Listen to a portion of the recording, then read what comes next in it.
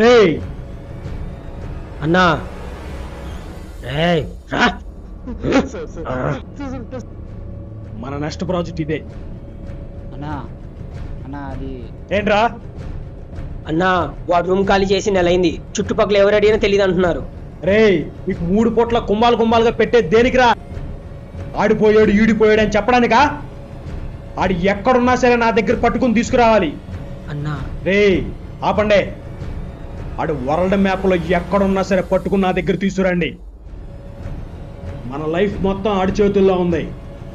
ఏదన్నా తేడా జరిగిందా నాతో పాటు మిత్రు కూడా పోతారు. సరే ఇంకా వెళ్ళండి.